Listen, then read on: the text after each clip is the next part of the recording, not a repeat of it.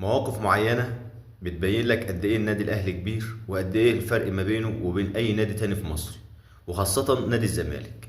الموقف الاول، الانتخابات اللي بتحصل في النادي اللي بتبقى فيها كلها حب وكلها ود ما بين المتسابق او ما بين المجلس القديم والناس اللي بتمسك في المجلس الجديد. كله بيخدم الكيان، كله بيشتغل لمصلحة الكيان، مفيش اي خلافات او تصفيات شخصية ما بين الناس وبعضها. الكل بيسلم، الكل بيحب يخدم النادي ويخدم الكيان وجمهور النادي على حسب ما هو شايف وعلى حسب طريقته. الموقف الثاني، تعامل النادي الاهلي مع اللاعبين او المدربين اللي بيفسخ التعاقد معاهم سواء بالتراضي او انهم ياخدوا المستحقات كاملة. مفيش اي مشاكل. يعني كان بيضحكوا علينا لما كولر مشي واخد مستحقاته كاملة.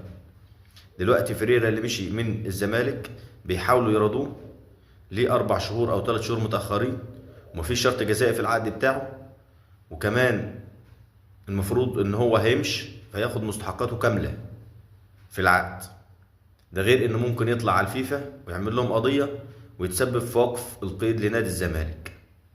الموقف الثالث، كابتن سيد عبد الحفيظ لما نزل عضو في انتخابات النادي الاهلي وكان متعاقد مع قناة MBC مصر مع ابراهيم فايق، وطلع وقدم استقالته والناس احترمته لانه من الاحترافية انه ما ينفعش يكمل في القناة وهو ماسك منصب في النادي الاهلي، عكس ما حصل في نادي الزمالك. كابتن احمد سليمان موجود في مجلس ادارة نادي الزمالك وموجود على قناة MBC مصر مكمل وبيطلع في البرنامج مع مهيب عبد الهادي، وده ما ينفعش لان انا في منصب، ما ينفعش اكون في منصب في مجلس الادارة واطلع في الاعلام في نفس اليوم، ودي مش احترافية.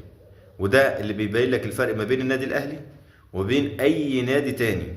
النادي الاهلي بيشتغل باحترافية، واللي بيدخل النادي الاهلي عارف الكلام ده وملتزم بالحاجات دي وبيطبقها. هو ده الفرق ما بين النادي الاهلي واي حد. خلي عندك احتراف، خلي عندك فكر، عارف انت بتعمل ايه وعارف مطلوب منك ايه وعارف حقوقك وعارف واجباتك، بتشتغل لمصلحة النادي ولمصلحة الكيان ولإرضاء في المقام الأول جماهير النادي اللي انت موجود فيه. شكرا لحضراتكم.